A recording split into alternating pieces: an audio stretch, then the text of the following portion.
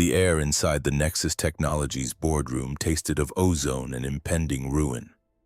Suspended 80 floors above the San Francisco Bay, the glass-walled sanctuary usually commanded a view of empire, a sprawling testament to Silicon Valley dominance.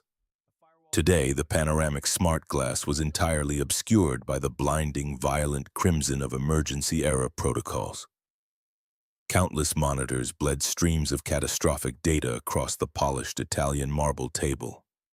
The silence in the room was absolute, a suffocating vacuum created by the sudden, terrifying evaporation of $12 billion in defense contracts and global investor capital. Jessica Davis did not move. Her posture was a masterclass in weaponized stillness. She wore a tailored charcoal suit that functioned as corporate armor, her blonde hair pulled back with severe architectural precision. Her ice-blue eyes tracked the cascading failures on the primary console, reflecting the red glare of the dying network. She had spent a decade fortifying her mind against panic, meticulously stripping away every vulnerability, every emotion that her father, Robert Williams, had taught her to view as a fatal liability. The Sentinel network was supposed to be her crowning achievement, the undisputed proof that she was not merely her father's daughter but a sovereign force. Now, 40 minutes before a global launch sequence that had gathered 500 journalists and 3 Pentagon generals in the auditorium downstairs, her empire was experiencing a digital cardiac arrest. At the far end of the sprawling marble table, the 15 brightest engineering minds harvested from Stanford and MIT were disintegrating under the pressure. Christopher Hernandez, a 26-year-old senior systems architect, stared at his diagnostic tablet. His breathing was shallow, rapid, the sound of a man drowning in dry air. Sweat plastered his dark hair to his forehead. He had spent his entire life navigating a slipstream of academic perfection, propelled by the crushing weight of family expectations and exorbitant student loans. He had never encountered a problem he could not outthink. But the primary authentication clusters were locked, an encrypted fortress that had swallowed its own keys and welded the gates shut. The chief technology officer gripped the edge of the table, his knuckles bone white, his expensive silk tie hanging like a dormant noose around his neck. "The architecture is rejecting every diagnostic protocol." The CTO's voice was a ragged whisper, entirely stripped of its usual boardroom bravado. "The main servers crashed at 11:47. The demonstration system, the live investor portal, the localized defense feeds, all blind. The load balancers are entering a thermal cascade." Jessica closed her eyes for a fraction of a second, sealing the dread behind her eyelids before locking her gaze onto the young systems architect. The temperature in the room plummeted. "Define the horizon of this failure. I require a timeline for resurrection, not an autopsy report on a dying machine." Christopher flinched physically, his eyes darting frantically to his colleagues, finding only averted gazes and shared terror. He looked down at the floor, unable to meet the freezing intensity of her stare.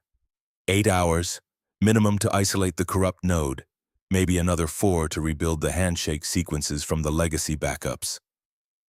Jessica took one slow, deliberate step forward. The sharp click of her designer heel against the marble echoed like the cocking of a firing mechanism. The air grew heavy, thick with the electrical charge of absolute authority pushed to the brink of violence. $12 billion. Her voice was terrifyingly flat, devoid of warmth or hysteria, a blade slicing through the sterile air. "That is the valuation we bleed out if the primary cluster is not stabilized in the next 40 minutes. The investors walk, the defense contracts vanish. My father's board members will tear this infrastructure down to the copper wiring and sell the scraps. 12 hours means we are corpses in tailored suits." Christopher pressed his hands flat against the table, his chest heaving. "The hardware is locked in a recursive loop, Ms. Davis. The processors are overheating. It is a physical cascade. We cannot breach the firewall without triggering a hard memory wipe." Jessica reached out, her manicured fingers closing around the cold aluminum chassis of Christopher's top-tier diagnostic laptop. The machine hummed under her touch, displaying the futile streams of countermeasures. Without breaking eye contact with the young engineer, she lifted the device. The impact was violently beautiful. The laptop struck the reinforced smart glass with the force of a ballistic projectile. Circuits exploded outward, raining metallic shrapnel against the marble floor.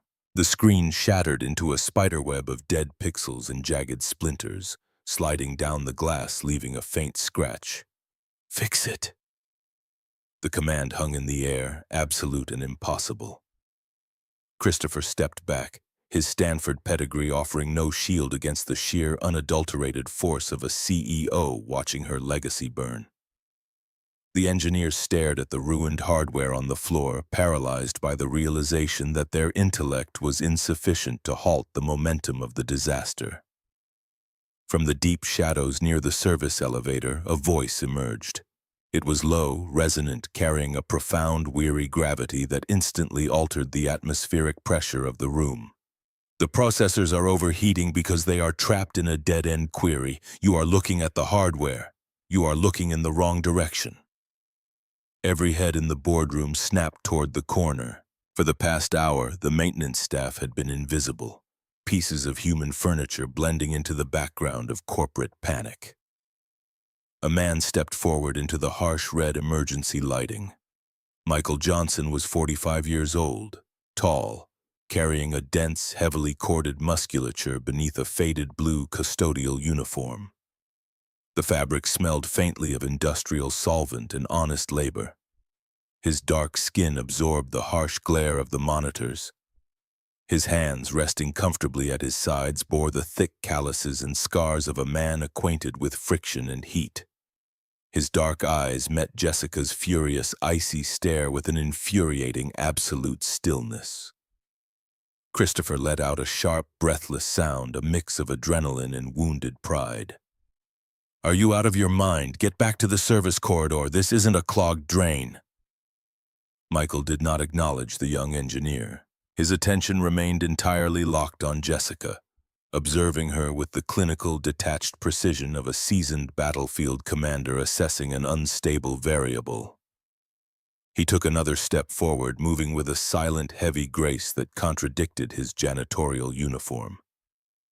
"Your engineers are running diagnostics on the primary hardware nodes. It is a waste of time. The failure is localized in the legacy handshake authentication. The system is not broken. It is actively defending itself against a ghost protocol." The CTO wiped a sheen of sweat from his forehead, his face pale and slack. "That is impossible. We scrubbed the legacy codes 3 months ago during the migration. Who the hell are you?" Jessica raised a hand, silencing her executive. She studied the maintenance worker, her analytical mind parsing his posture, his tone, the complete absence of intimidation in his eyes. She had built an empire by reading weaknesses, by finding the microscopic fractures in the armor of billionaire investors and ruthless competitors. This man presented a smooth, impenetrable surface. There was no arrogance, no desperation, just a cold, factual certainty that unsettled her deeply. Her lips curled into a mirthless, dangerous smile. She closed the distance between them, stopping mere inches from his chest. She had to tilt her head up slightly to maintain eye contact. The scent of her expensive perfume, cold lilies and sharp citrus, clashing with the scent of his machine oil. "You believe you can navigate a proprietary authentication maze that 15 of the highest-paid structural engineers in Silicon Valley cannot even map?" Michael's expression remained carved from stone. "Degrees tell you how a machine operates on paper. The calluses on a man's hands tell you what to do when it actually catches fire. I can fix your server." Christopher slammed his fist against the table, the sound startling the other engineers. "Ms. Davis, this is a massive security risk. You cannot let a janitor touch the Sentinel core. He doesn't have the clearance. He doesn't possess the fundamental syntax knowledge. He will trigger the fail-safes and wipe the drives entirely." Jessica did not break eye contact with Michael. The air between them crackled with a sudden, localized tension, a violent clash of two entirely different worlds colliding in a space built for neither. She saw an opportunity to reassert absolute dominance over a room that was spiraling out of her control. She would use this arrogant maintenance worker to publicly humiliate her failing engineering team, whipping them into a frenzy of desperate productivity through sheer insult. Her voice carried to every corner of the silent boardroom, dripping with aristocratic condescension. "Let us make this a spectacle, Mr. Johnson. You claim you can save $12 billion in 40 minutes. Fine. You have full root access. If you stabilize the cluster before the launch, I will let you keep your minimum wage job. Furthermore, I will personally kiss you right here in front of these Ivy League failures to prove that a man with a mop is worth more than their collective intellect." A collective gasp rippled through the engineering team. It was a brutal, theatrical power play designed to reduce both the engineers and the maintenance worker to pawns on her chessboard. Jessica waited for the janitor to blink, to stutter, to bow under the immense weight of the corporate gamble and the sexualized humiliation. Michael looked at her for a long, quiet moment. He did not smile. He did not puff out his chest or react to the provocation. His gaze drifted down to the shattered laptop on the floor, then back up to her icy blue eyes. "I don't want your kiss, and I don't need your validation." His voice was low, carrying a profound, quiet dignity that made Jessica's stomach tighten involuntarily. "I will fix your servers because they are broken, and because my daughter Emily has a coding competition in exactly 2 hours across the bridge, and I promised her I would be in the front row. That is the only transaction occurring here." He turned his back on the CEO of Nexus Technologies, completely dismissing the most powerful woman in San Francisco, and walked with heavy, deliberate steps toward the security doors leading to the subterranean server farm. Jessica stood frozen, her blood running suddenly hot. No one turned their back on her. No one dictated terms, her hands curled into tight fists at her sides, her manicured nails biting sharply into her palms. She wanted to fire him, to have armed security throw him into the street, but the monitors around her were still bleeding red, and the clock was mercilessly counting down. "Give him access." She barked the order without turning around, staring at the empty space where he had just stood. "All of it." 3 floors beneath the corporate boardroom, the primary server farm was a descent into an industrial inferno. The massive air conditioning units had failed alongside the main cluster, transforming the cavernous room into a sweltering, pressurized vault. Towering black racks of servers hummed with a violent, unstable energy, their warning lights flashing in rhythmic, angry pulses that illuminated the rising heat waves.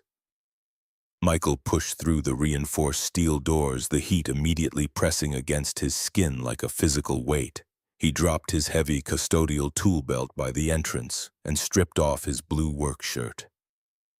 The gray undershirt beneath clung instantly to the dense, scarred musculature of his shoulders and back. He did not hesitate or look around in awe. He did not need to consult the digital blueprints flashing frantically on the auxiliary monitor. He felt the architecture of the network the way a seasoned sailor feels the deep ocean currents beneath the hull of a ship. He pulled a customized, heavily modified mechanical keyboard from his locker in the service hallway, plugged it directly into the master override terminal, and let his fingers fall onto the keys. Instantly, the world of Nexus Technologies, the billions of dollars, the arrogant CEO, faded into absolute nothingness. The stifling heat of the server room transformed in his mind into the blistering, suffocating dust of a forward operating base in the Helmand province. 8 years as a major in the United States Army Cyber Command. Countless nights defending tactical communications grids from state-sponsored hackers while mortar shells shook the concrete bunkers, and the smell of cordite filled his lungs. He had built encryption protocols in active war zones that entire foreign intelligence agencies had failed to crack. This corporate crisis, this panic over profit margins and investor optics was child's play. Lines of code reflected in his dark eyes, scrolling at a speed that would induce vertigo in a normal technician. He bypassed the graphic user interface entirely, dropping straight into the raw command line marrow of the Sentinel network. He was not looking for a broken wire. He was looking for the ghost. His mind drifted briefly to Emily. 8 years old, eyes like her mother's, bright and relentlessly curious, but with a spirit forged in the quiet, unshakable resilience of her father. He pictured her sitting at the scratched kitchen table in their cramped apartment, her small fingers dancing across a refurbished laptop as she built her application, designed to help lonely kids find lunch partners. She was building bridges while the rest of the world built walls. When his wife had walked out the door 5 years ago, unable to handle the deployments, the silence, the sheer suffocating weight of a military marriage, Michael had felt a system crash within his own soul. He had stood in the nursery looking down at his sleeping daughter and realized that a man could not fight a digital war across the globe while his own blood was left unprotected at home. He had resigned his commission, handed in his eagles, and taken a job fixing HVAC units and sweeping floors. It was quiet. It was predictable. It allowed him to be at every school play, every parent-teacher conference, every coding competition. His fingers moved faster, striking the keys with rhythmic, percussive force. He found the anomaly. It wasn't a standard legacy glitch. It was a backdoor elegantly disguised as a redundant handshake protocol. Someone had intentionally introduced a cascading loop to cripple the system at the exact moment of maximum stress. This was not a failure of architecture. This was sabotage, clumsy but devastatingly effective. Michael's jaw tightened. He isolated the malicious code, building a digital quarantine zone around the infected nodes. He didn't delete the backdoor, he trapped it in a mirrored loop, rendering it harmless while preserving the forensic evidence of the intrusion. He began manually rerouting the immense flow of data through the secondary cooling clusters, forcing the system to breathe again, bypassing the damaged sectors with brutal, elegant efficiency. 80 floors above, the atmosphere in the boardroom remained toxic. Jessica paced the length of the glass wall, her phone pressed tightly to her ear, listening to the frantic, panicked updates from the PR team downstairs. The journalists were getting restless. The senators were looking at their watches, demanding answers. Christopher Hernandez stepped away from his terminal, his face a mask of poorly concealed terror. He watched the telemetry data streaming from the server room. The janitor wasn't just fixing the problem. He was dismantling the entire authentication structure and rebuilding it on the fly with a mastery that Christopher had never witnessed in his life. If this maintenance worker succeeded, Christopher's career was over. The board would demand blood for the failure, and the senior systems architect was the prime target. More terrifyingly, if the janitor dug deep enough, he might uncover the unauthorized modifications Christopher had made to the legacy protocols last month, a desperate, foolish attempt to optimize the system that had clearly triggered this catastrophic vulnerability. Christopher slipped out of the boardroom unnoticed, his security badge granting him access to the dimly lit service stairwell. He descended rapidly, his breath hitching in his chest, taking the concrete steps 2 at a time. He needed to reach the auxiliary power relay on the 79th floor. A hard manual reset of the building's power grid would wipe the volatile memory banks. It would cause massive data corruption, delaying the launch by days, but it would erase the digital fingerprints of his incompetence. He could blame the catastrophic power surge on the janitor's unauthorized, clumsy access. It was a desperate, cowardly play, but survival instinct drowned out his Stanford ethics. He pushed through the heavy fire door into the electrical relay room. The space was cramped, vibrating with the low, bone-rattling hum of massive transformers. He approached the primary breaker panel, his hand trembling violently as he reached for the heavy steel lever that controlled the localized grid. He visualized the boardroom going dark. He visualized the blame shifting away from his shoulders. A massive hand clamped down on his wrist, locking his arm in place with the immovable force of a steel vise. Christopher gasped, spinning around in the dim light. Michael Johnson stood behind him, his undershirt soaked in sweat, his chest rising and falling in slow, controlled rhythms. The janitor's dark eyes held no anger, only a deep, crushing disappointment that cut deeper than any physical blow. Michael did not release his grip. He leaned in, his voice a low, gravelly rumble that barely breached the hum of the transformers. You pull that lever, you plunge the primary servers into a hard thermal shock.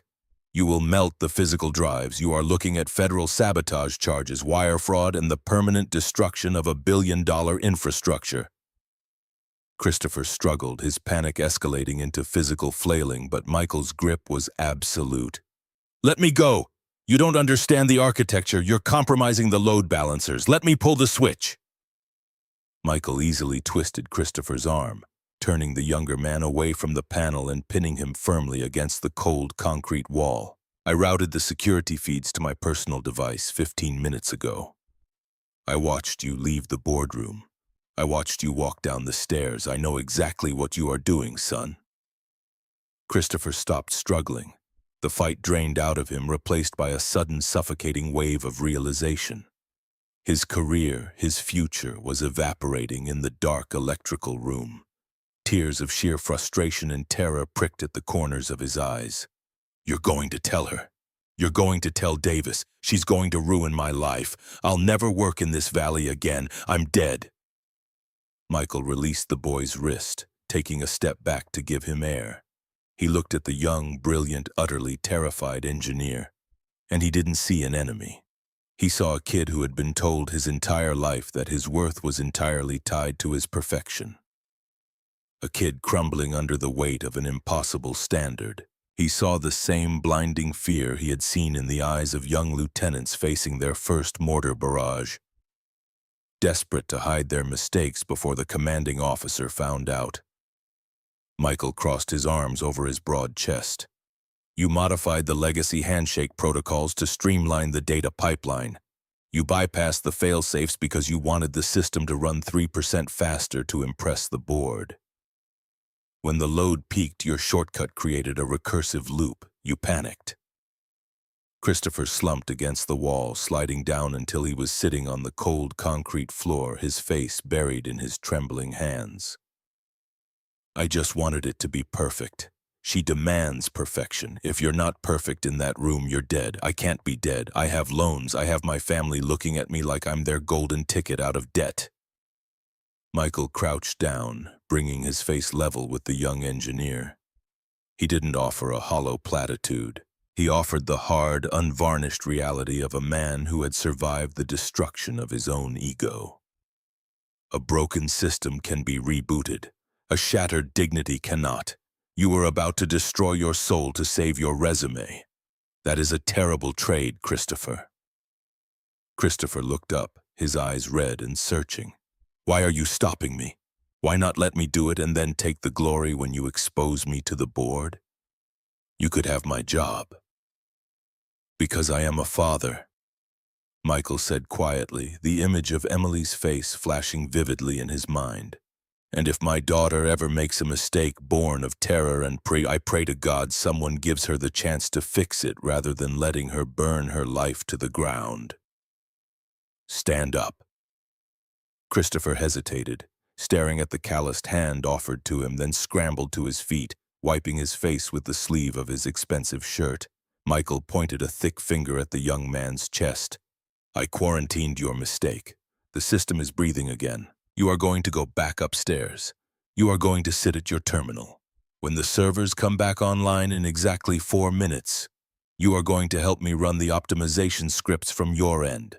We work together, or we both fail. Do you understand me? Christopher stared at the janitor, profound shock rewriting his understanding of the universe. This man, sweeping floors for minimum wage, possessed a technical mastery and a moral fortitude that made the billionaires on the 80th floor look like infants fighting over toys in a sandbox.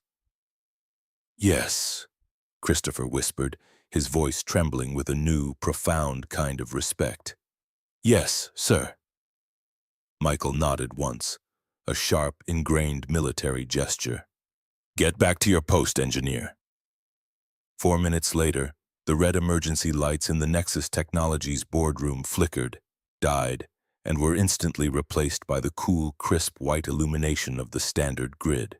The massive smart glass windows cleared, revealing the sunlit expanse of the San Francisco Bay. The monitors blazed to life, displaying a beautiful, unified cascade of green diagnostic text. The Sentinel network was online. The load balancers were stable. The proprietary authentication was locked and impenetrable. The boardroom erupted. The 15 engineers let out a collective shout of relief, high-fiving, some literally collapsing into their leather executive chairs. The CTO leaned over his console, weeping silently in pure, unadulterated relief, the tension leaving his body in a sudden rush. Jessica Davis stood perfectly still, her hands resting flat on the cool marble table. She watched the green data streams reflecting in the polished surface. He had done it. The arrogant minimum wage maintenance worker had just single-handedly saved a $12 billion empire in under 35 minutes, utilizing a level of skill that defied all logic. She turned on her heel and walked out of the boardroom without a word of congratulation to her celebrating staff. The subterranean parking garage was cool and smelled heavily of damp concrete and old exhaust. Michael Johnson was walking toward his vehicle, a battered 15-year-old Ford pickup truck that had survived 3 different paint jobs and hundreds of thousands of miles. He had changed back into his blue work shirt, his customized keyboard tucked securely under his arm. He checked his heavy steel military wristwatch. He had exactly 45 minutes to navigate the Bay Bridge traffic to Oakland. He could make it if the toll plaza was clear. "Mr. Johnson." Michael stopped, his rough hand resting on the rusted door handle of his truck. He turned slowly, the fatigue of the digital sprint settling into his bones. Jessica Davis stood 30 feet away, illuminated by the harsh, flickering fluorescent tubes of the garage. She looked entirely out of place in the grim, concrete environment. Her charcoal suit immaculate, her posture rigid with an authority that suddenly felt fragile and performative. The silence between them stretched, heavy with the unspoken weight of what had just occurred upstairs. She closed the distance, her heels echoing like rhythmic gunshots in the empty space. She stopped 3 feet from him, crossing her arms over her chest, instinctively deploying the icy facade that had kept her safe from the world for a decade. "The launch is successful," Jessica said, her voice lacking its usual razor edge, sounding almost hollow. "The Pentagon delegation is satisfied. You saved the company." Michael looked at her, his dark eyes unreadable, absorbing her defensive posture. "The network is secure. The primary nodes are holding. Have your architecture team run a deep diagnostic on the cooling matrix tonight. It took heavy thermal damage during the loop." Jessica stepped closer, her chin raised, projecting a confidence she suddenly realized was entirely fabricated. "I am a woman of my word, Mr. Johnson. You stabilize the cluster, you get to keep your job, and I owe you the rest of the wager." She leaned in slightly, tilting her face up toward his, closing her eyes, offering the kiss she had weaponized in the boardroom. It was a test, a final desperate attempt to reassert her dominance, to prove that even this stoic, brilliant man was susceptible to the pull of her orbit, that her power was absolute. Michael did not move. He did not lean in. He looked down at her, seeing right through the expensive makeup and the tailored armor, seeing the terrified, guarded woman hiding behind the impenetrable walls of a corporate fortress. "Open your eyes, Ms. Davis." Jessica's eyes snapped open, a flash of genuine confusion and rising anger crossing her perfectly composed feature. Michael took a deliberate step back, creating a physical boundary between them. You use coldness to pretend you are invincible. I choose silence because I know exactly how loud the world truly is. I told you upstairs I don't need your validation, and I certainly don't want a kiss offered as a trophy to soothe your own bruised ego. Jessica's mouth tightened into a thin, bloodless line. A flush of heat crept up her neck. In her world, men begged for her attention, wealthy men, powerful men who controlled industries.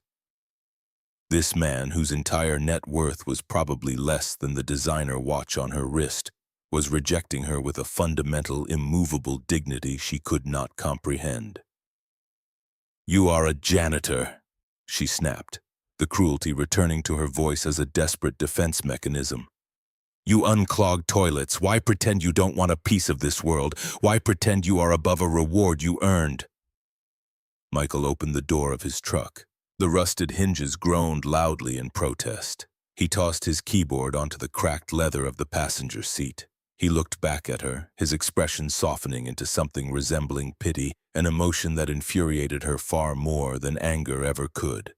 When things break, the careless throw them away to buy new ones. The craftsmen stay behind and rebuild them.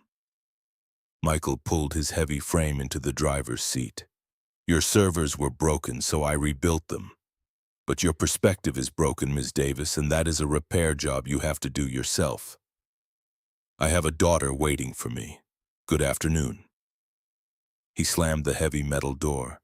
The engine roared to life with a rough, uneven idle, a cloud of exhaust pluming in the damp air. Jessica stepped back as the battered truck pulled out of the parking space, its taillights bleeding a dull red into the gray concrete gloom. She stood completely alone in the echoing garage, the scent of his machine oil lingering stubbornly in the air, overpowering her expensive perfume. Her heart was hammering against her ribs with an erratic, unfamiliar rhythm she hadn't felt since she was a child. She had won the corporate battle. The $12 billion was secure in the accounts.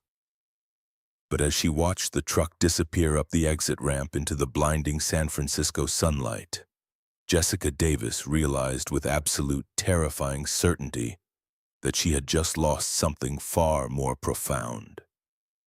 80 floors above, the chief technology officer was sitting alone at his terminal in the now quiet boardroom. The engineers had gone downstairs to join the massive celebration in the auditorium. Christopher Hernandez was at his desk, quietly running the final optimization scripts Michael had left him, his face pale but fiercely focused on the task. The CTO had not gone downstairs. He was staring at a secondary security monitor. While the janitor had been fixing the servers, the CTO had discreetly run the man's fingerprints, pulled from his employment file, through the federal database. The system had taken unusually long to respond. When it finally did, the file that populated the screen was heavily redacted with thick, impenetrable black digital bars.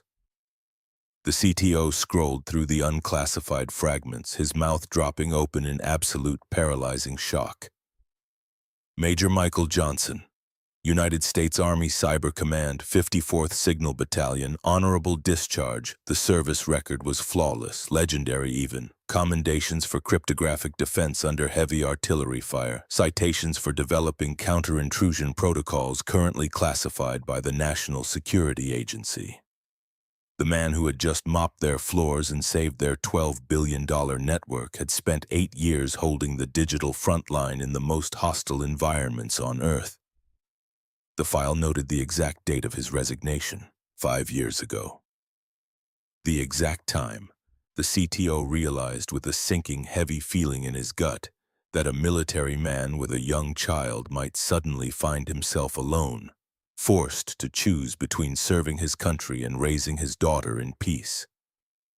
The heavy glass doors of the boardroom slid open. Jessica walked in, her face pale, her arms wrapped tightly around herself.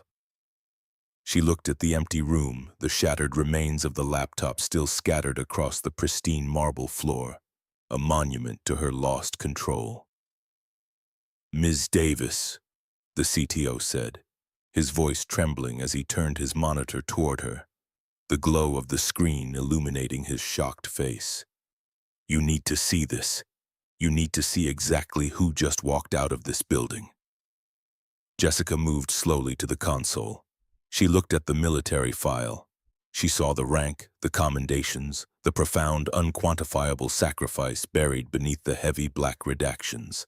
The image of Michael Johnson sitting in his rusted truck, rejecting her entire world to go sit in the front row of a grade school coding competition, slammed into her chest with the force of a physical blow.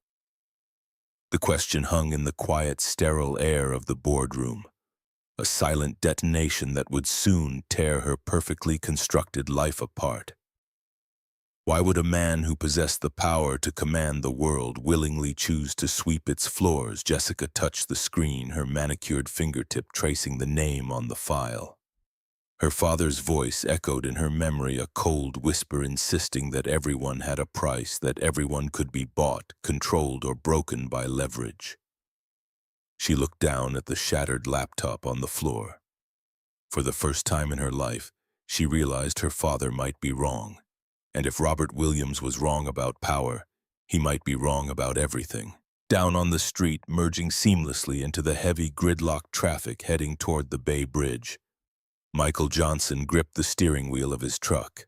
His knuckles were tight, the intense adrenaline of the digital firefight slowly fading, leaving a deep, familiar ache in his broad shoulders. He glanced at his cracked phone resting in the cup holder. A text message from Emily's after-school caretaker glowed on the screen. "She is asking if you are on your way. She says she saved you a seat in the front row." Michael's rigid posture relaxed instantly. The cold corporate hostility of Nexus Technologies washed off him, leaving behind only the singular guiding purpose of his life. He hit the accelerator, the old engine roaring in protest. He had a promise to keep. In Michael Johnson's world, a promise made to his daughter was the only contract that truly mattered. The corporate giants could play their ruthless games, hoard their billions, and build their fragile glass towers. He had a little girl waiting for him, and as he drove toward Oakland, he knew without a shadow of a doubt that he was the richest man in San Francisco. The Pacific Heights penthouse offered a god's-eye view of San Francisco, a glittering grid of ambition and capital. But tonight, the panoramic sweep of the city felt entirely hollow. Jessica stood by the floor-to-ceiling glass, a crystal tumbler of untouched bourbon warming in her hand. The heavily redacted military file the CTO had uncovered glowing on the tablet resting against the mahogany bar. 8 years of classified heroics.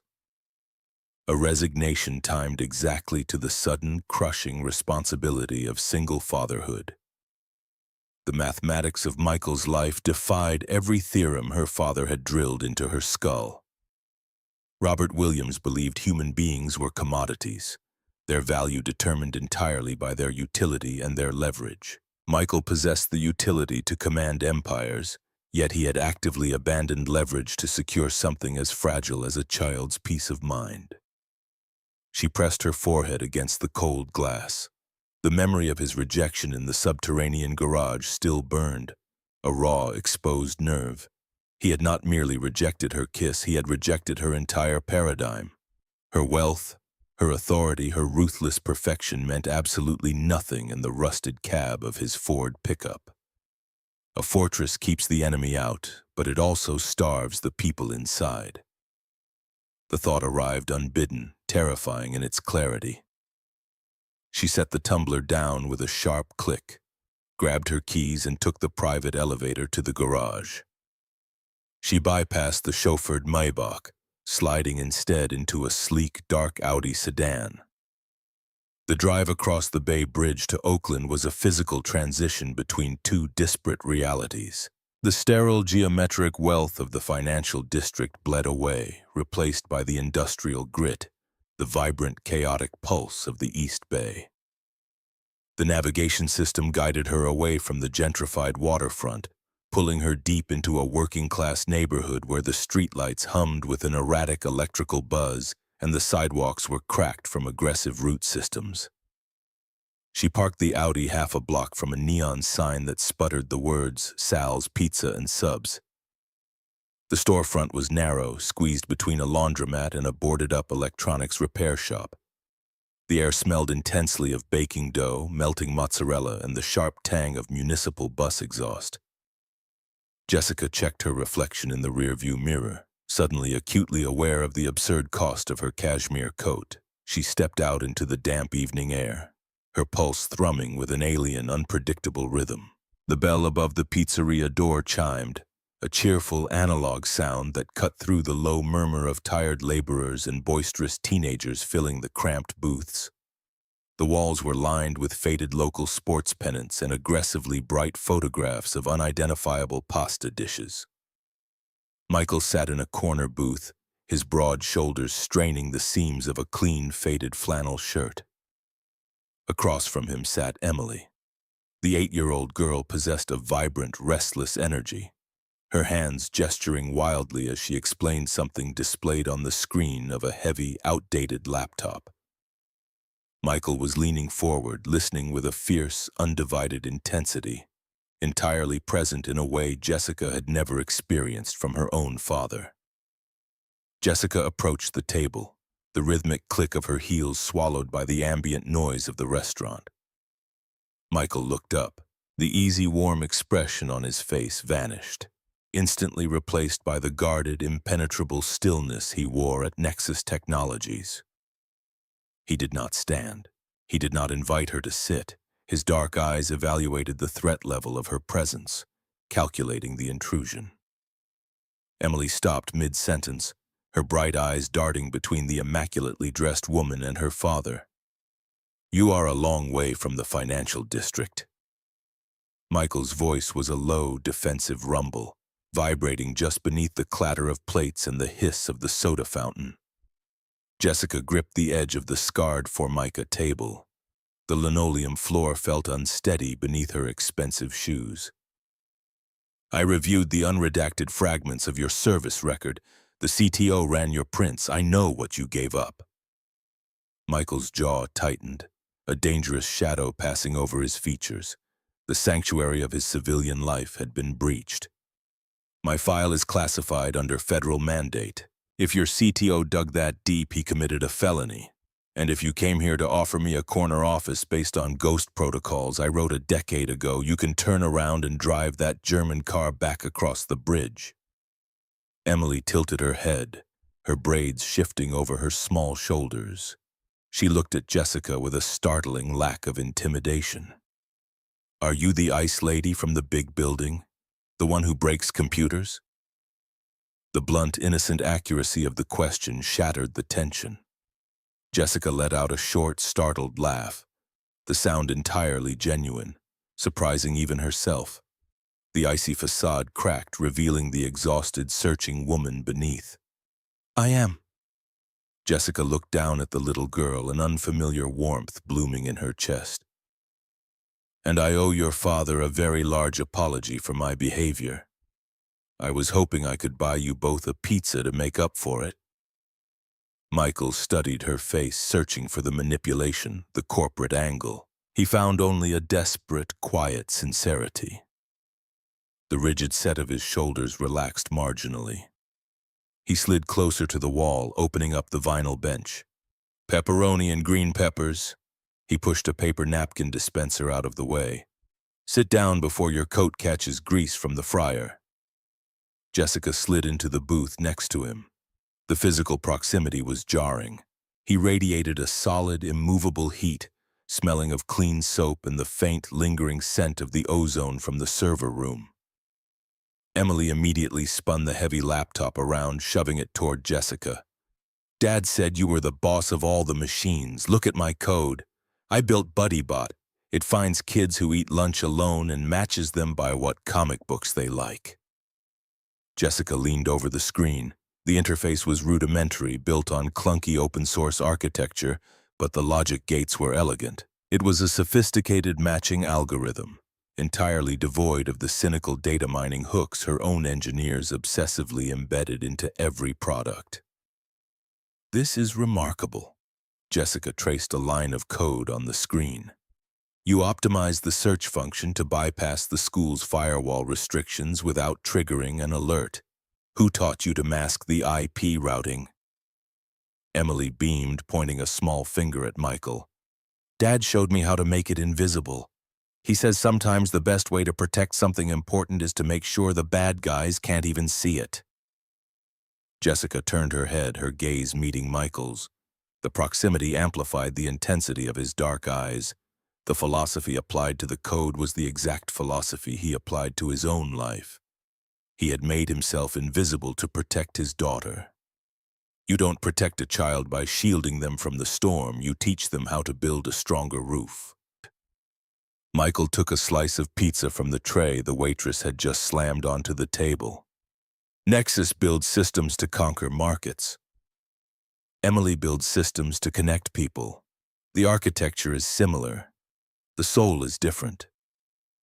Jessica picked up a slice, the hot cheese burning her fingers, a sensation she hadn't experienced since she was a teenager hiding from her father's tutors. She ate it without a fork, leaning over the paper plate, letting the chaotic, vibrant energy of the pizzeria wash over her. For the next 2 hours, they did not discuss $12 billion servers or military clearances. They talked about open-source coding, about Emily's obsession with robotics, about the precise, quiet mechanics of keeping a rusted Ford running past 300,000 miles. The sharp edges of Jessica's world began to dull. The relentless anxiety of maintaining her empire faded into the background noise of Oakland. She watched the way Michael looked at Emily, a profound, unconditional adoration that required no performance, no return on investment. It was a terrifying, beautiful revelation. She was falling into the gravitational pull of a man who possessed nothing she had been taught to value and everything she had secretly starved for. When they finally walked out into the cool, damp night, the street lamps cast long shadows across the cracked pavement. Emily was skipping ahead, her backpack bouncing against her spine. Jessica stood by her Audi, her keys cold in her hand. "Thank you for letting me intrude." Michael stopped on the curb. The neon light from the pizzeria bathed half his face in red, leaving the rest in deep shadow. "You didn't intrude. You stepped out of the fortress. It feels dangerous. Living usually does." Michael reached out, his rough, calloused fingers gently brushing a stray lock of blonde hair behind her ear. The touch was electric, devoid of the predatory ownership she was accustomed to from men of power. It was an acknowledgement, a connection. "Drive safe, Jessica." She watched his taillights disappear down the block before getting into her car, her heart hammering a frantic, joyous rhythm against her ribs. The illusion of peace lasted exactly 36 hours. The private dining room at the Pacific Union Club was heavily paneled in ancient mahogany, reeking of old money, cigar smoke, and ruthlessly guarded privilege. Robert Williams sat at the head of the long, polished table. At 65, he was a monument to corporate Darwinism. His silver hair was impeccably styled, his bespoke suit a subtle armor. He did not merely possess wealth, he wielded it like a blunt instrument. Jessica walked into the room, her spine rigid, her emotional shielding fully re-engaged. She took the seat opposite her father, the vast expanse of the empty table stretching between them like a demilitarized zone. Robert did not offer a greeting. He slid a thick manila envelope across the polished wood. It stopped precisely at the edge of her placemat. "I spend a considerable amount of capital ensuring that the CEO of my subsidiary maintains an optics profile that reassures our defense contractors." Robert's voice was smooth, cultured, and utterly devoid of warmth. "Imagine my profound disappointment when my security team intercepts photographs of you eating discount pizza in a high-crime district with a janitor." Jessica's blood ran cold. She kept her hands folded in her lap, refusing to touch the envelope. "He is the systems architect who stabilized the Sentinel network when your hand-picked Stanford graduates failed. And my personal life is not subject to board review. Everything you are is subject to my review." Robert leaned forward, interlacing his fingers. "You are confusing a momentary lapse in judgment with a rebellion, Jessica." This man sweeps floors. He lives in a rat-infested apartment in East Oakland. He is a biological failure, lacking the ambition to rise above his station. He was a major in Cyber Command. Jessica's voice rose, the defensive instinct flaring hot and fast. He has more honor in his calluses than you have in your entire portfolio. Robert smiled, a terrifying reptilian stretching of the lips. Honor is a currency invented by the poor to justify their lack of capital. Power isn't the ability to destroy, it's the luxury of choosing what survives. You are becoming soft. You are letting emotion infect your logic. Your mother suffered from the same fatal disease. The mention of her mother was a calculated strike, designed to paralyze. Her mother had withered under Robert's relentless control, eventually seeking the ultimate tragic escape. Jessica gripped the edge of the table, her knuckles white. Leave him alone. Leave them both alone.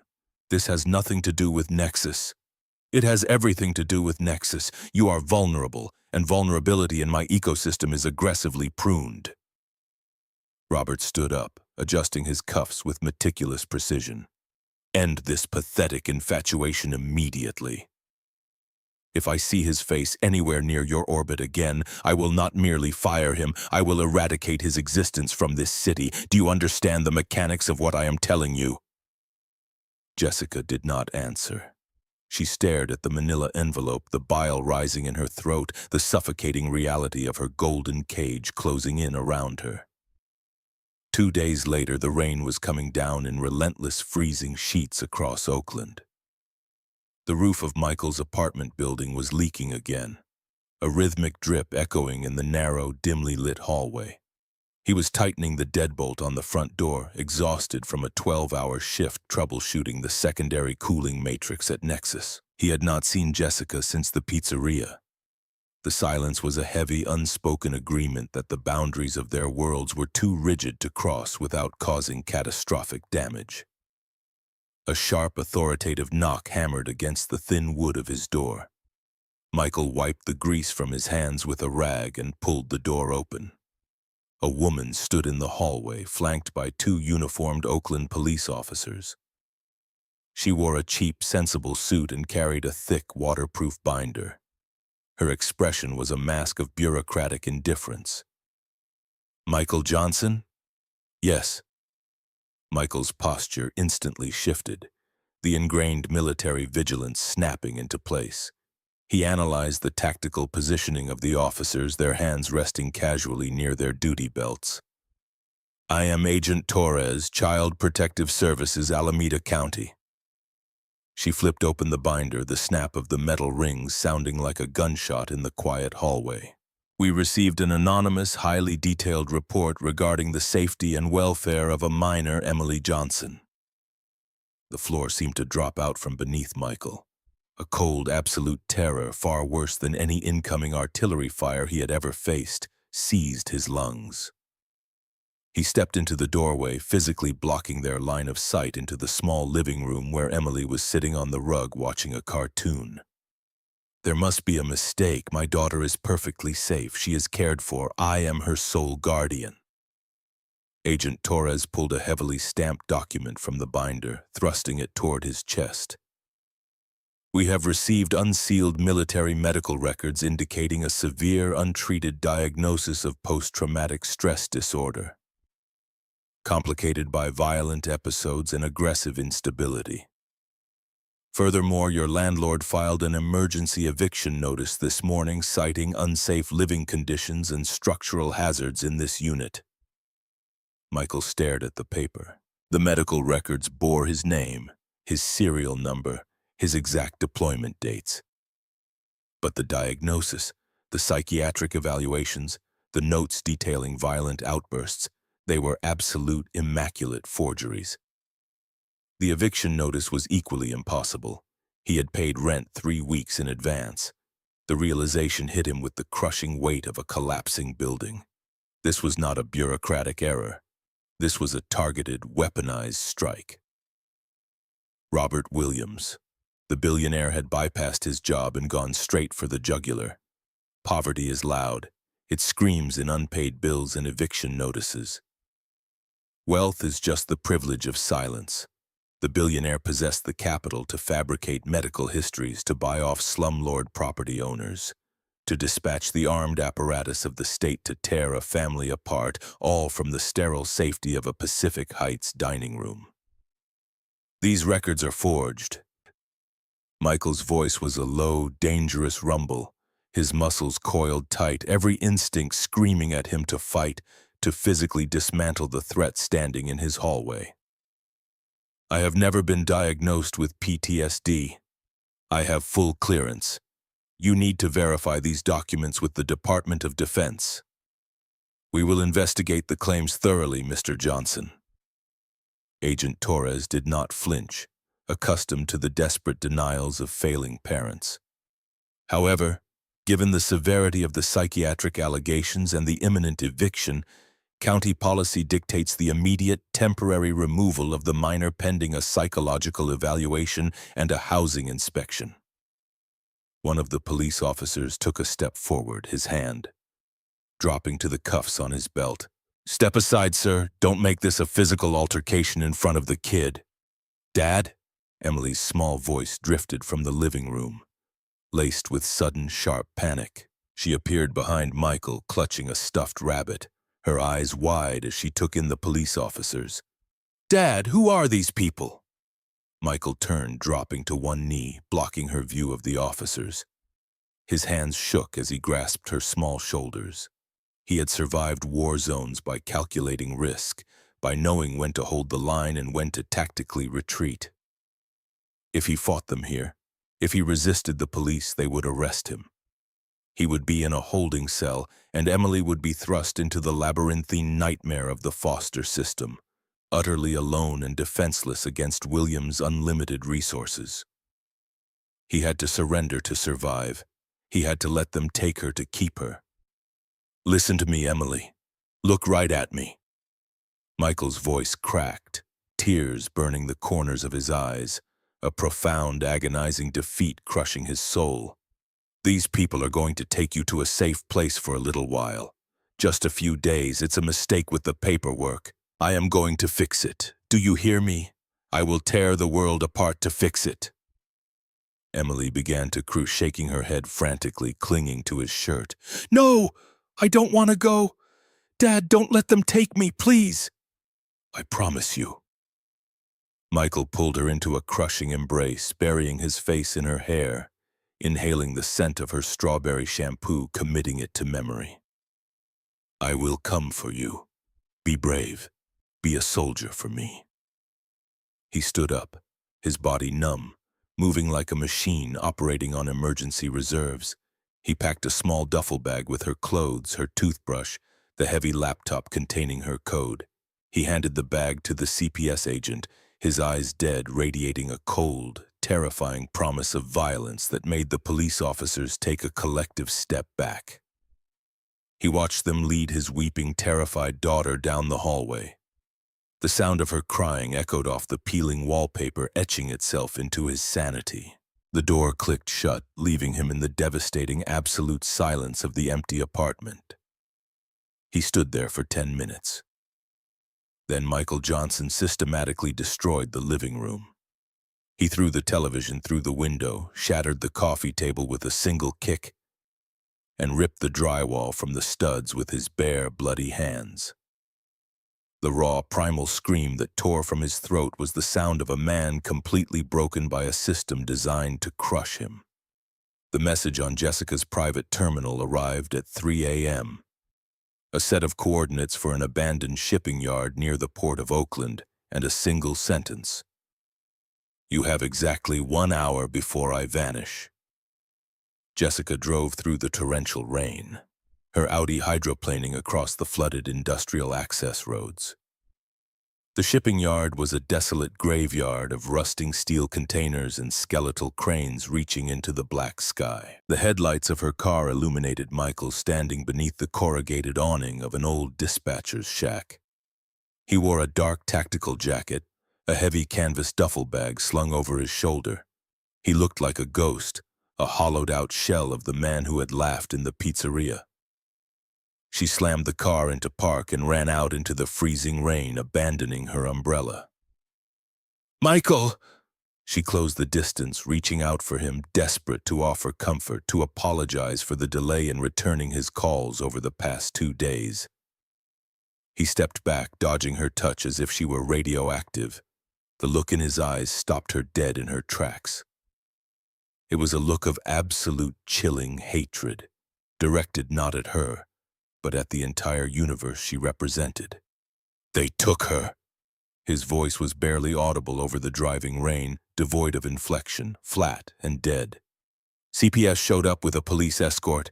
They had forged medical records claiming I'm a violently unstable combat veteran. My landlord evicted me simultaneously.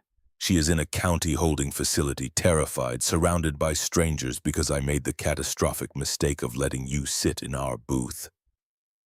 Jessica staggered backward, her hand flying to her mouth, the rain mixing with the sudden hot tears spilling down her cheeks.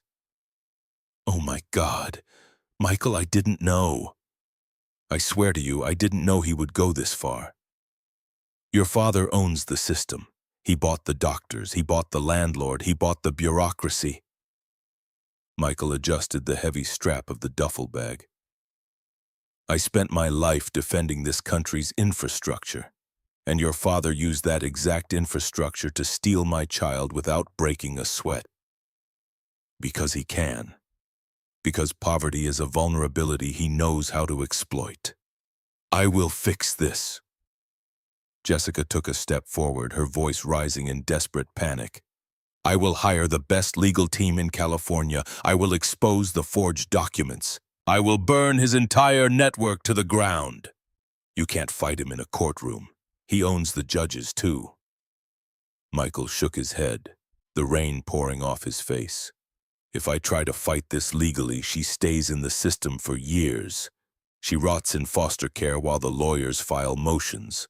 That is exactly what he wants. He wants to drag me through a war of attrition I cannot afford." "Then what are you doing? Where are you going?" "I am cutting the cancer out to save the patient." Michael looked at her, the agonizing heartbreak finally breaching the surface of his deadened expression. "The only reason he targeted Emily is because he sees me as a threat to his control over you. If I am gone, if I disappear completely and permanently, his leverage vanishes. He will drop the fake charges. The eviction will be reversed. Emily will be released to her aunt in Sacramento by tomorrow afternoon." Jessica grabbed the front of his tactical jacket, her manicured nails digging fiercely into the heavy nylon. "No, you cannot run. You cannot let him win like this. We are defined not by the empires we inherit, but by the ruins we refuse to abandon. Stay and fight him with me." Michael grabbed her wrists. His grip was entirely gentle, yet possessing an immovable, absolute finality. He slowly peeled her hands off his jacket. "I am not fighting for an empire, Jessica. I am fighting for an 8-year-old girl who is crying in a sterile room right now." His voice broke, the tough exterior shattering completely, leaving only the terrified, bleeding heart of a father. "I love you. I think, in another life where the world wasn't rigged, I could have loved you enough to heal every scar he ever gave you, but I cannot trade my daughter's life for your redemption." Jessica sobbed. A violent, ugly sound, the icy CEO of Nexus Technologies completely dismantled in the freezing mud of the Oakland port. "Please, Michael, please don't leave me in the dark with him. You are stronger than you think. You always have been." Michael stepped out from under the awning, letting the torrential rain wash over him. "Don't look for me. Don't call. If you truly care about us, you will let the system forget we ever existed." He turned and walked away, disappearing into the labyrinth of rusting shipping containers. Jessica stood alone in the driving storm, the cold seeping into her bones, the deafening roar of the rain drowning out the sound of her own breaking heart. Robert Williams had won. He had proven his monstrous theorem correct. Power was the ability to destroy the people who dared to love differently. But as Jessica Davis knelt in the freezing mud, clutching the wet fabric of her expensive coat, The agonizing despair slowly began to curdle, hardening into a cold, diamond-sharp rage. The fortress was breached. The illusion was dead. Her father had taken away the only man who had ever looked at her and seen a human being. She stood up, her jaw set, her icy blue eyes locking onto the distant, glittering skyline of San Francisco. She was not going to hire lawyers.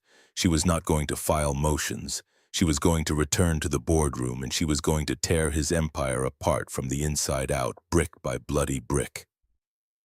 The neon sign outside the Sacramento motel flickered with a dying, erratic pulse, casting long, bruised shadows across the threadbare carpet. The county holding facility had released Emily into the custody of her aunt. Precisely 4 hours after Michael submitted his formalized resignation and signed the non-disclosure agreement Robert Williams had anonymously couriered to him. The extortion was a perfectly executed, bloodless transaction. Michael zipped the canvas duffel bag, the heavy brass teeth of the zipper sounding like the ceiling of a tomb. The rusted Ford truck idled in the rain-slicked parking lot, packed with the meager, fractured remains of their life. They were retreating to a remote logging town in Oregon, erasing their digital and physical footprint to appease a billionaire's paranoia.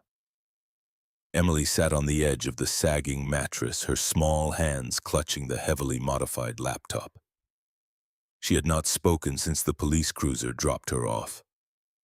Her silence was a terrifying, unnatural weight in the cramped room.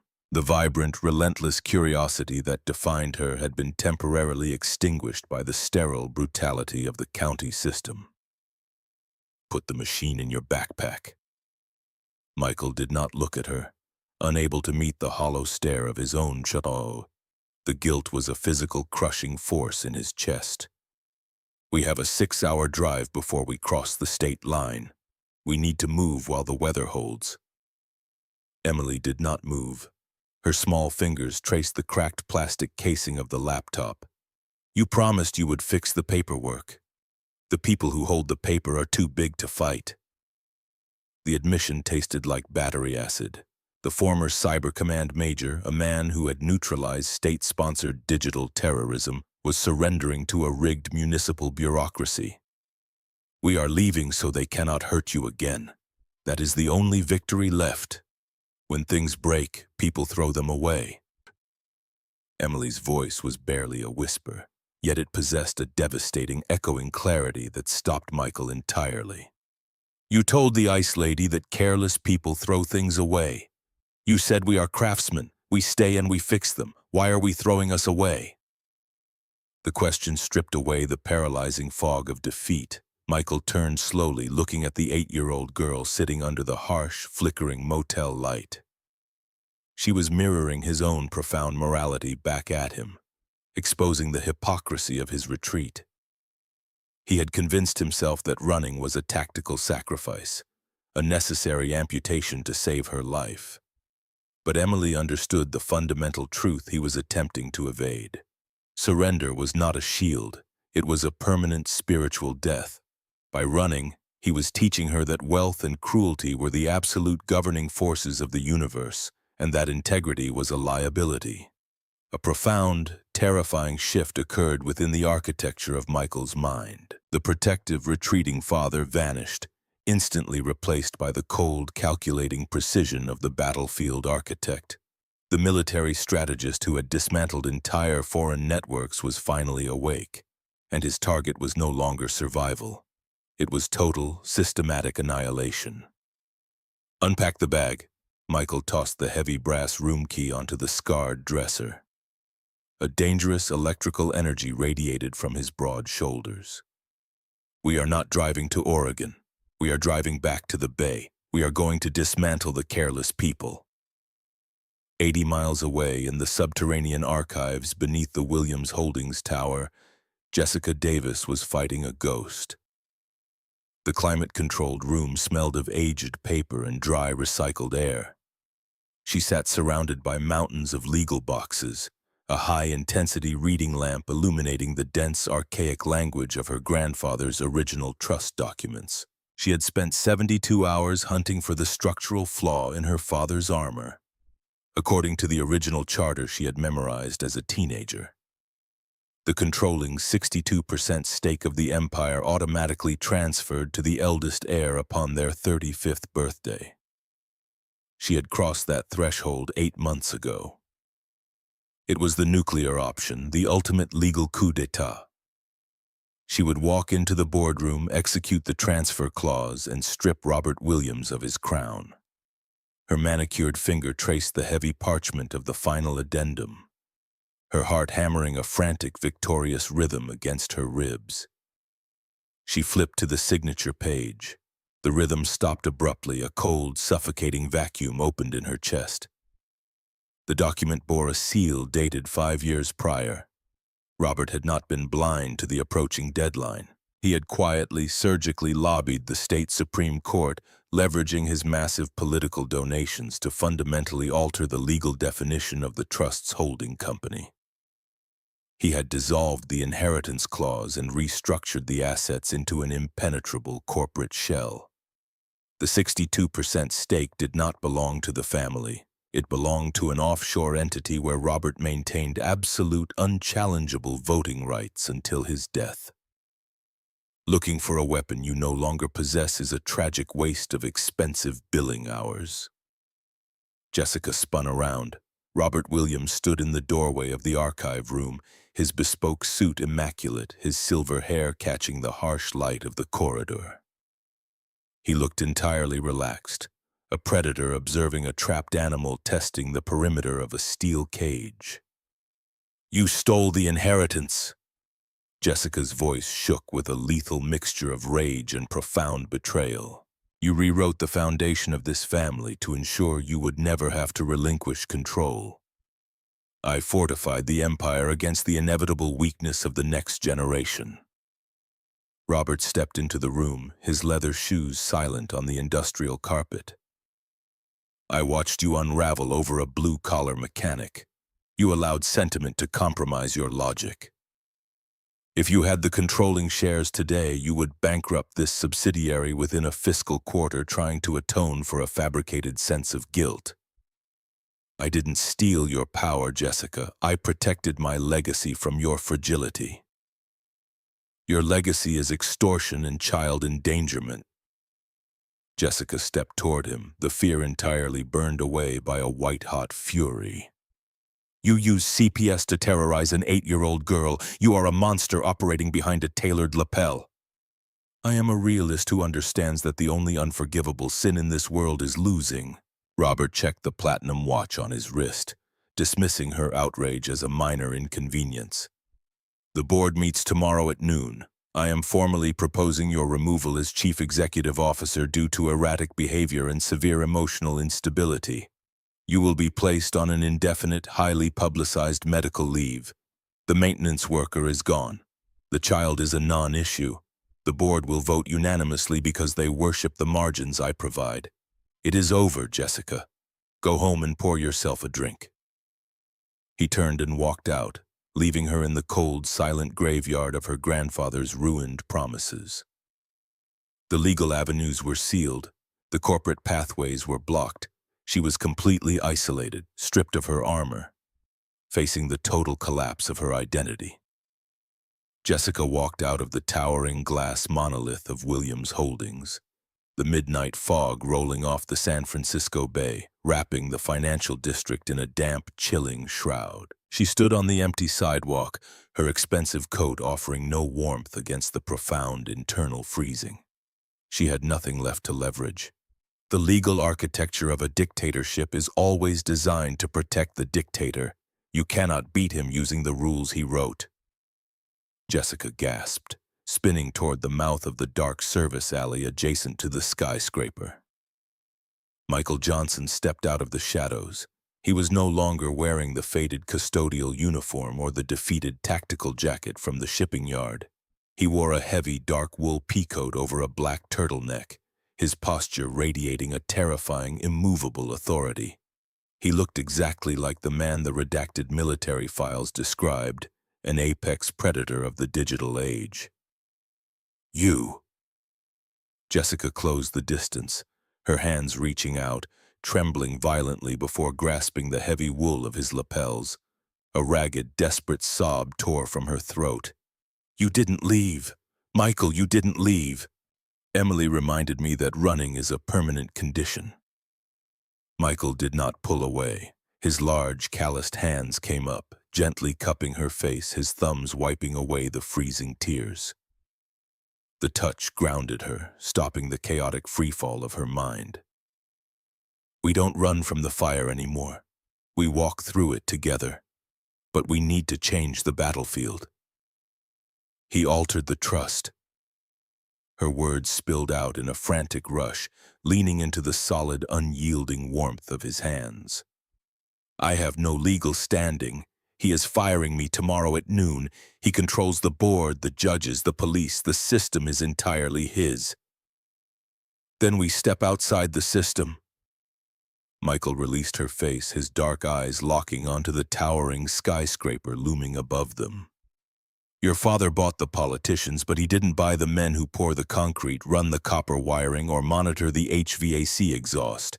He ignores the invisible workforce because he believes poverty equals irrelevance. A fortress designed to keep the world out is completely blind to the people it pays to sweep its floors." "What are you proposing?" "Your father's political extortion and illegal market manipulation require capital. Dark capital. It cannot exist on the public ledgers." Michael began walking down the damp street, gesturing for her to follow. Men like Robert Williams do not trust cloud architecture with their criminal exposure.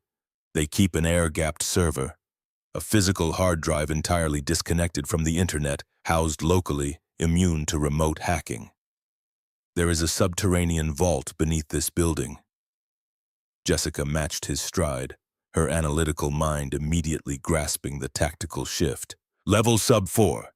It is restricted to executive biometric access and armed security. It is impenetrable."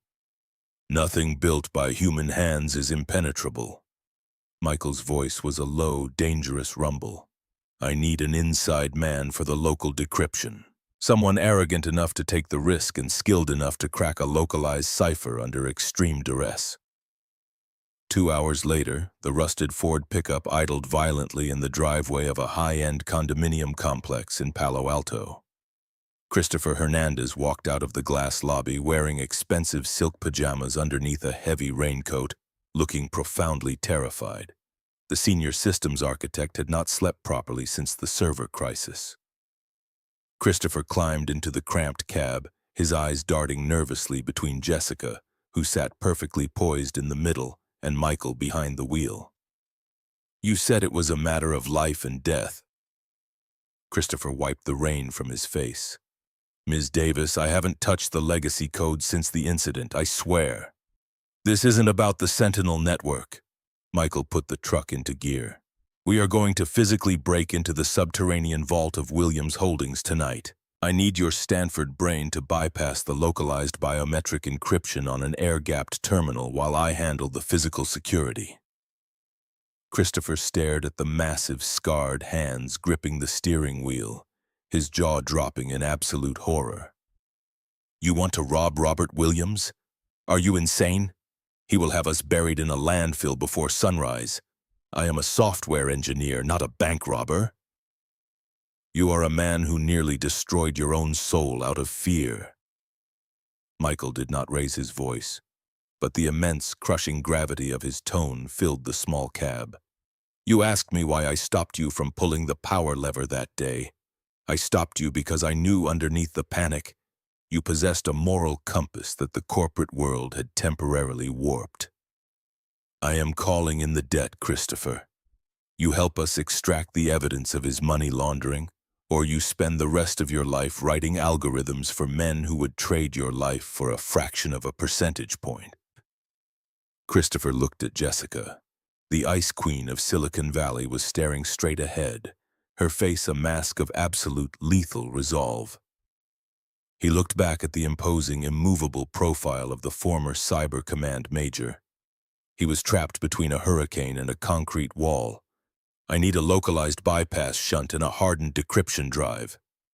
Christopher's voice trembled, but a new, frantic light of adrenaline sparked in his eyes. "And if we die, I want it on the record that I was coerced." At 3 a.m., the financial district was a graveyard of glass and steel. The service alley behind Williams Holdings was completely devoid of light. Michael cut the engine of the truck 3 blocks away. They approached the massive steel loading docks on foot. "The biometric scanners on the external doors are tied to the main grid," Christopher whispered, his teeth visibly chattering in the cold dampness. "Without a retinal scan from an executive, the lockdown engages." Michael stepped up to the heavy steel door. He didn't reach for a hacking device or a crowbar. He reached into his coat and pulled out a heavy brass key. He inserted it into a seemingly obsolete manual override cylinder at the base of the door. "How do you have a physical key to a billion-dollar fortress?" Jessica stared at the brass mechanism as the heavy deadbolts retracted with a loud, mechanical clank. "The night shift supervisor of the janitorial union." Michael pulled the heavy door open, revealing the dark, cavernous loading bay. "His wife needed a specialized wheelchair last year. The insurance company denied the claim. I spent 3 weeks rebuilding a salvaged motorized chair for her in my living room. I didn't ask for payment. Today I asked to borrow his master ring for exactly 2 hours. Wealth buys compliance. Respect buys loyalty." They moved silently through the labyrinthine concrete service corridors. The underbelly of the skyscraper was a chaotic network of exposed pipes, hissing steam valves, and massive electrical conduits. Michael navigated the maze with the lethal, silent grace of a ghost, his military training taking absolute control. He anticipated the patrol routes of the armed private security force, pulling Jessica and Christopher into dark recesses seconds before flashlight beams swept across the concrete. They reached the reinforced titanium door of Sub 4. The air here was freezing, pumped full of inert gases to protect the delicate hardware within. A massive, glowing biometric panel dominated the wall adjacent to the door. "I can't bypass that." Christopher stared at the panel, his panic returning violently. "It requires a live retinal scan and a vascular map of the hand. If we tamper with the casing, it floods the room with halon gas and seals the bulkheads. We don't bypass the scanner."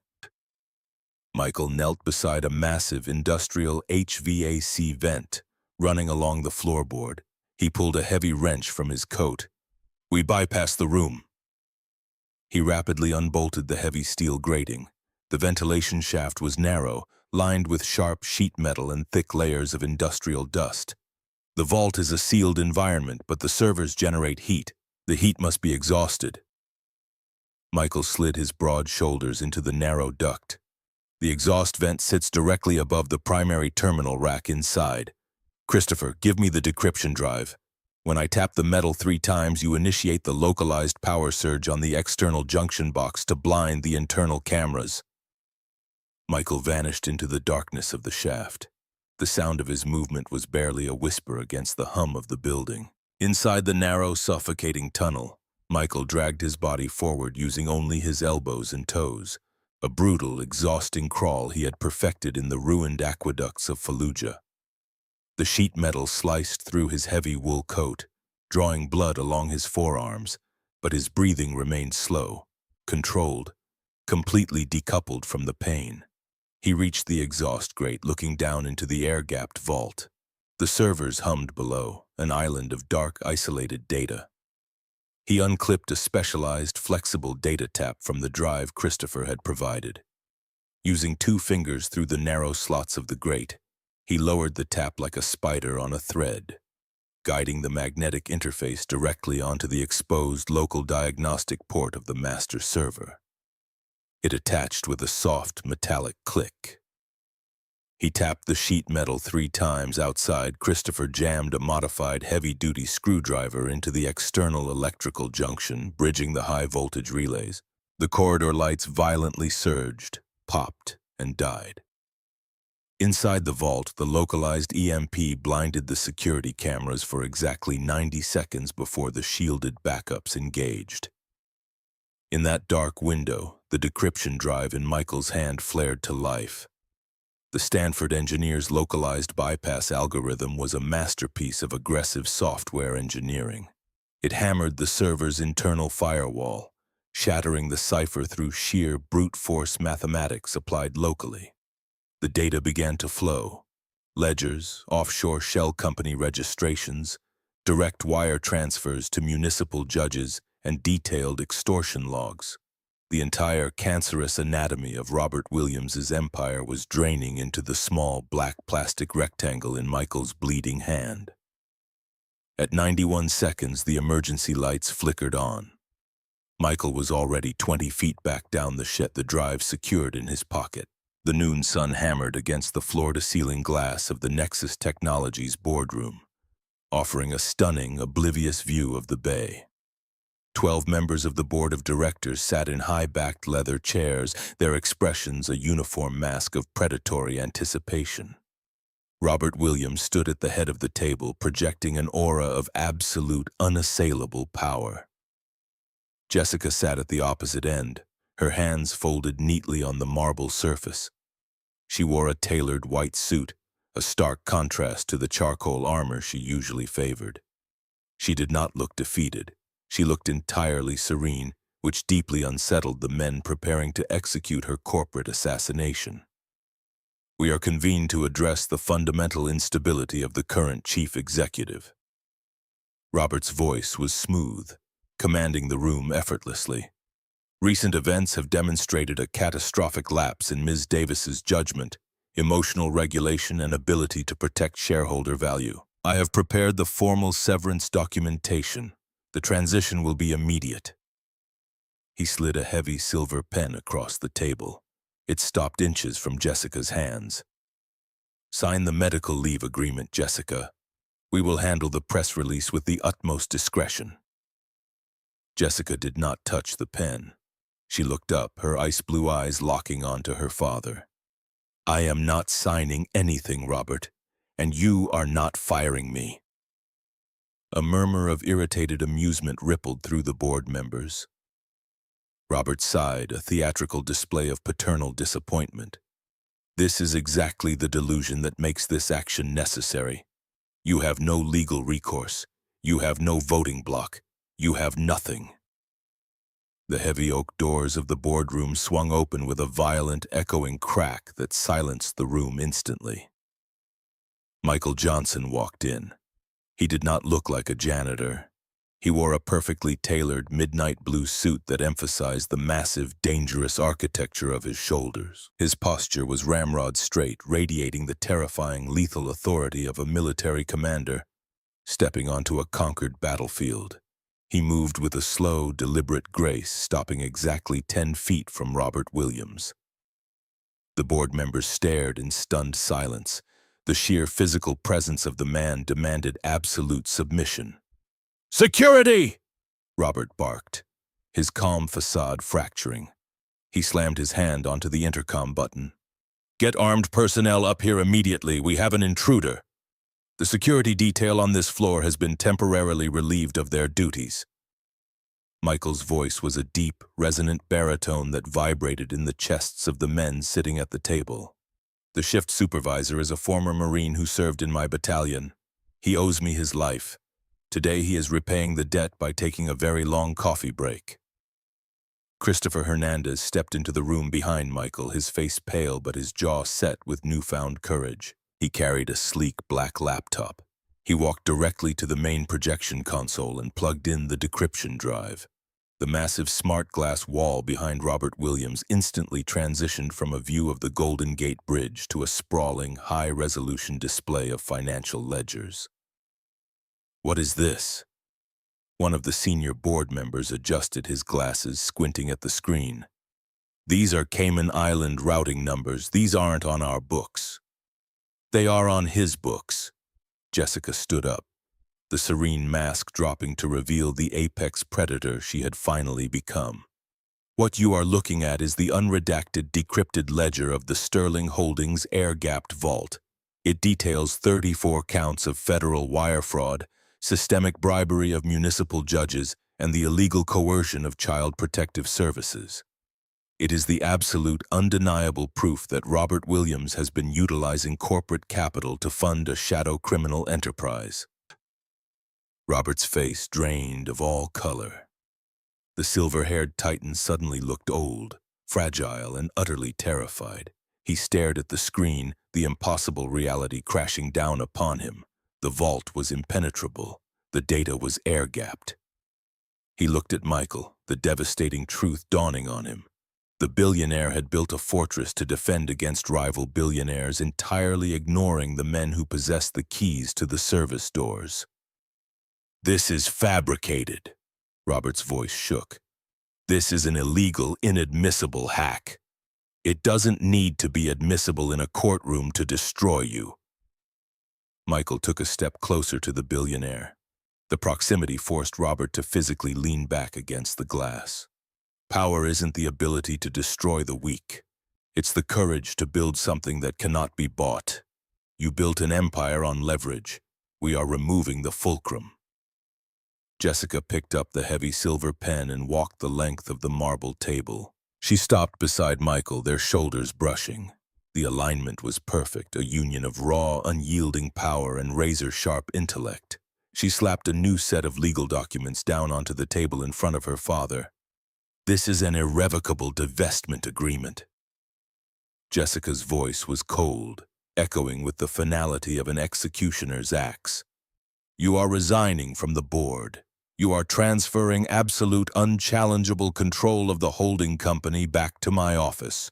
You will immediately liquidate your remaining assets and disappear to a country without an extradition treaty. If your signature is not on that paper in 60 seconds, Christopher hits a keystroke that sends this entire ledger to the FBI, the SEC, and the front page of the Wall Street Journal."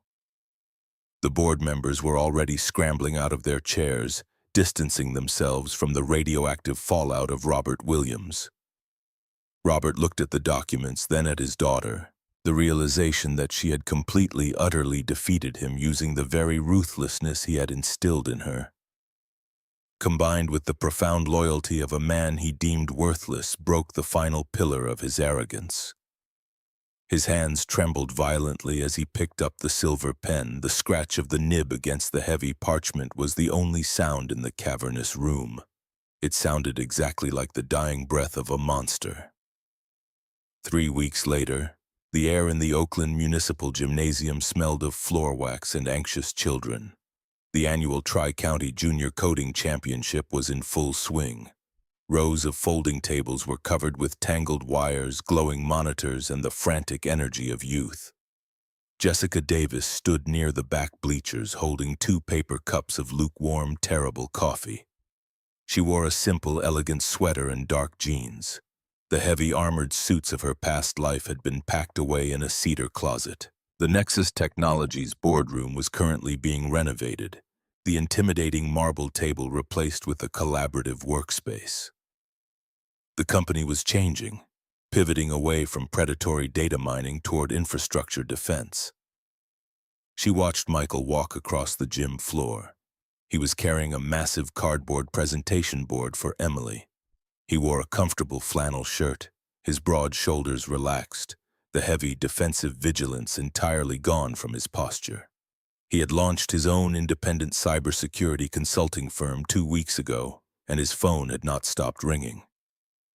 Corporations terrified of the digital ghosts he could summon were practically throwing money at him for his protection. He reached the bleachers and took the coffee from her hand. His fingers brushed hers, lingering in a warm, deliberate caress. Christopher texted. Michael took a sip of the terrible coffee and smiled. He successfully mapped the new load balancers. He says he wants to discuss a promotion to lead architect on Monday. He earned it? Jessica leaned her head against Michael's shoulder, a gesture of absolute, unguarded trust that still felt miraculously new. We all earned a little peace. Down on the floor, Emily was standing in front of the judges, her braids bouncing as she enthusiastically demonstrated the latest iteration of BuddyBot. She was fearless, radiant, entirely unburdened by the shadows that had nearly swallowed her. She looked up, searching the crowd. Her eyes found Michael and Jessica standing together in the bleachers. Emily raised a small, triumphant fist in the air, a massive, gap-toothed grin spreading across her face.